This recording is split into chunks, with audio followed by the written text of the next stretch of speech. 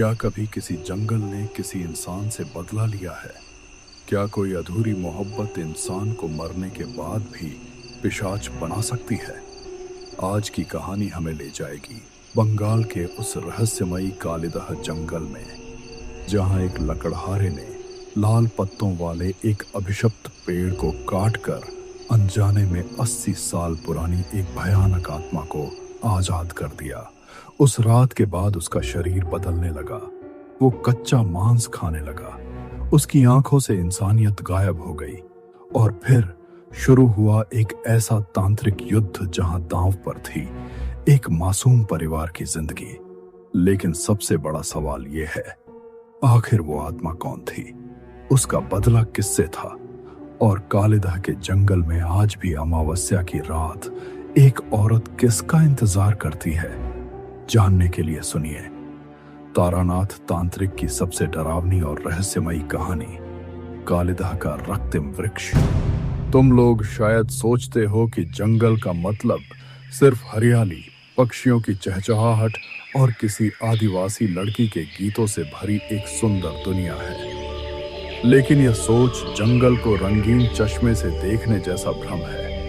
सच्चाई इससे कहीं ज्यादा कठोर, अंधेरी और रोंगटे खड़े कर देने वाली है। नक्शे में आज के समय में कालिदाह को ढूंढ पाओगे या नहीं, यह मैं नहीं कह सकता, लेकिन उस जगह का जंगल और उसकी भयावहता आज भी लोगों के मन में डर पैदा करती है। तो अब देर न करते हुए मैं तुम्हें वही डरावनी घटना सुनाता हूँ। उस साल गर्मी से पूरा अविभाजित बंगाल तप रहा था। आसमान में बादल का नामो निशान नहीं था, लेकिन कालिदाह की हवा में इतनी नमी थी कि शरीर नमक के पानी में भीगने जैसा महसूस होता था। यही था कालिदाह का जंगल, जहां सूरज भी भीतर आने से पहले 2 बार सोचता था।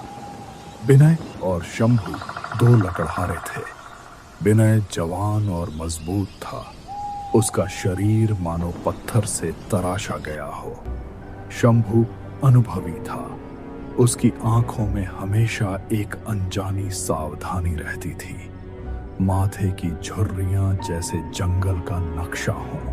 दोनों के शरीर पर केवल खांटी धोती थी, हाथ में धारदार कुल्हाड़ी, कंधे पर गमछे में बंधे थोड़े से मुरमुरे और बताशे। वे जंगल के उस हिस्से में पहुंच गए थे जहां आज तक किसी इंसान की कुल्हाड़ी नहीं चली थी।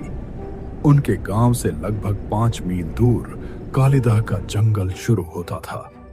लोगों के मुंह से सुना था कि इस जंगल के भीतर ऐसे पेड़ हैं जिन्हें काटने पर साधारण लकड़ी नहीं बल्कि चंदन जैसी खुशबू वाला तेल निकलता है।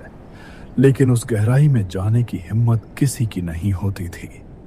विनय बोला, शंभुदा, आज थोड़ा और भीतर चलें। सुना है बड़े तालाब के किनारे एक ऐसा पेड़ है जिसका तेल चंदन जैसा महकता है।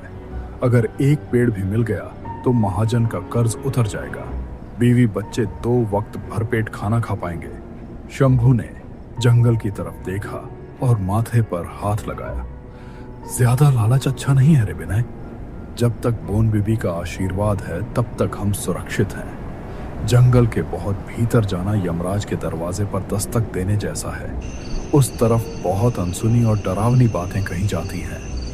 जहरीले सांप, मगरमच्छ और भयानक सुंदर वन के बाघ, इन सब के बारे में हर आदमी जानता है। लेकिन इनके अलावा भी कुछ ऐसे गुप्त डर होते हैं जिन्हें सिर्फ वही लोग जानते हैं जो उन गहरे जंगलों के आसपास रहते हैं। विनय हंस पड़ा। अरे शंभुदा, तुम्हारी ये पुरानी कहानियां छोड़ो। जब पेट जलता है तब आदमी भूत से नहीं डरता। मैं जा रहा हूं, तुम आना चाहो तो आओ, नहीं तो सूखी लकड़ी लेकर घर लौट जाओ। लेकिन विनय के कानों में उस समय कोई और ही आवाज गूंज रही थी। उसने सुना था कि जंगल के भीतर एक अजीब सरोवर है। उसके किनारे एक विशाल पेड़ अकेला खड़ा है। उस पेड़ की लकड़ी की कीमत सोने से भी ज्यादा है। जवान खून खतरे से नहीं डरता। शंभू की बातों को लगभग अनसुना करते हुए वह आगे बढ़ गया। जंगल जितना गहरा होता गया, ताल और गोलपत्ता के झाड़ उतने ही दम घोंटने वाले लगने लगे। अचानक जंगल का एक हिस्सा अजीब ढंग से खुला हुआ दिखाई दिया। सामने एक विशाल तालाब था। तालाब का पानी शीशे जैसा शांत था, लेकिन उसका रंग गहरा काला था। हवा बिल्कुल नहीं चल रही थी, फिर भी पानी की सतह पर छोटी छोटी लहरें उठ रही थीं। विनय ने ध्यान से देखा तो उसकी आंखें फैल गईं। साफ पानी के नीचे अनगिनत मछलियां थीं। वे रोहू कतला जैसी साधारण मछलियां नहीं थीं। उनके शल्क चांदी की तरह चमक रहे थे। वे झुंड बनाकर ऐसे खेल रही थीं जैसे इंसानों की मौजूदगी से उन्हें कोई डर ही ना हो। उस तालाब के पूर्वी किनारे पर वही अजीब पेड़ खड़ा था, देखने में कुछ कुछ अश्वत्थ जैसा, लेकिन उसका तना कोयले जैसा काला था, मानो किसी जलते ज्वालामुखी से निकला हुआ पत्थर का भूत हो। और उसके पत्ते वे हरे नहीं थे, वे खून जैसे लाल थे। हवा न होने के बावजूद पत्ते आपस में रगड़ खाकर एक करुण ध्वनि पैदा कर रहे थे। वह आवाज सुनकर ऐसा लगता था जैसे कोई अदृश्य आत्मा विलाप कर रही हो। विनय उस पेड़ को एक कतक देखता रह गया। पेड़ से एक जंगली सुगंध आ रही थी। वह गंध सांस के साथ भीतर जाते ही विनय की सारी थकान को कपूर की तरह उड़ा ले गई। एक अजीब पागलपन ने उसे घेर लिया। उसकी आंखों में अब डर नहीं था, सिर्फ लालच था। उसने सुना था कि ऐसा दुर्लभ पेड़ 100 साल में एक बार पैदा होता है। इसकी लकड़ी बाजार में बिक जाए तो जिंदगी भर पैसे की चिंता नहीं करनी पड़ेगी। वह चिल्लाया, शंभुदा, देखा, यही है वह पेड़। शंभू ठिठक गया। उसका अनुभवी मन कह रहा था कि यहाँ कुछ गलत है। उसने देखा, तालाब के पानी के भीतर चांदी जैसी हजारों मछलियां स्थिर खड़ी हैं। वे हिल नहीं रही थीं, बस किनारे की तरफ अपलक देख रही थीं। शंभू ने धीमी लेकिन कांपती आवाज में कहा, विनय, यह पेड़ मत काट। यह जंगल हमारा नहीं है। हम यहाँ सिर्फ मेहमान हैं। यह पेड़, यह कोई शुभ चीज नहीं है। लेकिन विनय की आंखों में उस पेड़ की कोई असामान्यता नहीं दिखी। उसकी आंखें लालच में पीली पड़ गई थीं। शंभू थोड़ा दूर एक पुराने सागौन के पेड़ को देखने चला गया। उसने सोचा कि शायद विनय उसके पीछे आएगा, लेकिन विनय तब तक उस काले तने के सामने पहुंच चुका था।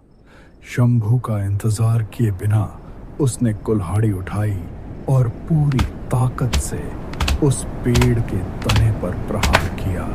आवाज पूरे जंगल में एक अस्वाभाविक प्रतिध्वनि बनकर गूंज उठी। पेड़ों पर बैठे मांसाहारी गिद्ध एक साथ पंख फड़फड़ाकर आकाश में उड़ गए। कुल्हाड़ी के प्रहार से जहां पेड़ की छाल फटी, वहां से कोई रस नहीं निकला। वहां से निकला इंसान के खून जैसा गाढ़ा लाल तरल। वह खून बहकर तालाब के पानी में मिलने लगा, लेकिन विनय नहीं रुका। वह जैसे किसी सम्मोहन में आ गया था। काटूंगा तुझे, मैं काट कर ही रहूंगा। मैं जमींदार बनूंगा, लोग मुझसे पैसे उधार मांगेंगे। पेड़ दर्द से इंसान की तरह कराहने लगा, लेकिन विनय को वह कराह अपनी जीत जैसी लगी। आखिरकार एक भयानक आवाज के साथ वह लाल पत्तों वाला पेड़ तालाब के किनारे गिर पड़ा। उसकी शाखाएं पानी में आते ही तालाब का शांत पानी उबलते तेल की तरह खौलने लगा। पेड़ गिरने के बाद विनय बैठ गया। उसका पूरा शरीर पसीने से चिपचिपा था, लेकिन मन के भीतर एक शैतानी आनंद था। उसने देखा कि वे चांदी जैसी मछलियां अब किनारे के पास आ गई थीं। वे जैसे बेहोश होकर तैर रही थीं। विनय ने सोचा, यह अच्छा मौका है। उसने कमर का गमछा खोला और एक झटके में कई मछलियां पकड़ ली। मछलियां साधारण नहीं थीं। उनकी आंखें इंसानों जैसी गोल और उदास थीं। इसी बीच शंभू लौट आया।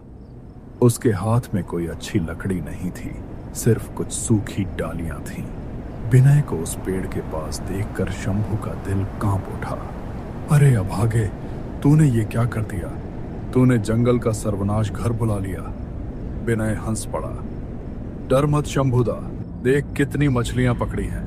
आज रात खूब भोज होगा। बीवी बच्चे को कितने दिनों बाद मछली भात खिला पाऊंगा, और इस लकड़ी की कीमत कल ही शहर जाकर महाजन से बात करूंगा। शाम उतर रही थी।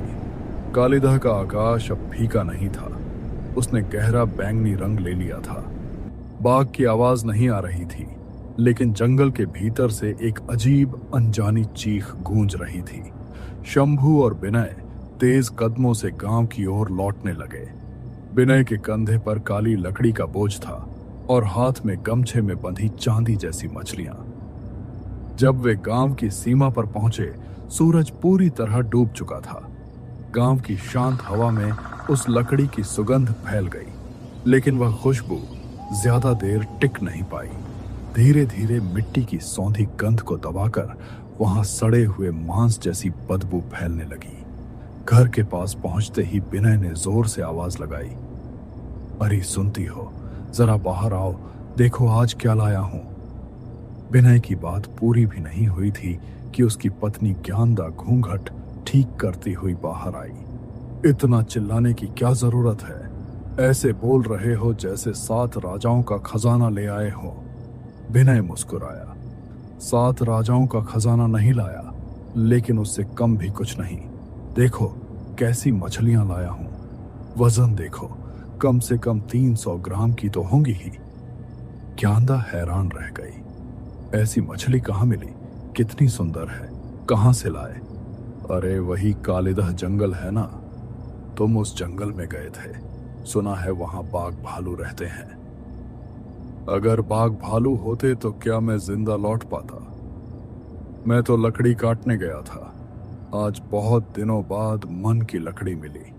उसी पेड़ के पास एक तालाब था, पानी लबालब भरा था और उसमें ये मछलियां तैर रही थीं। देखा तो रहा नहीं गया, पकड़ कर ले आया। ज्ञानदा बोली, तो क्या सारी मछलियां आज ही पकाऊं?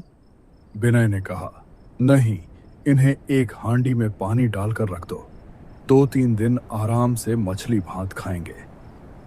उस दिन बहुत मेहनत की वजह से विनय को जल्दी नींद आ गई।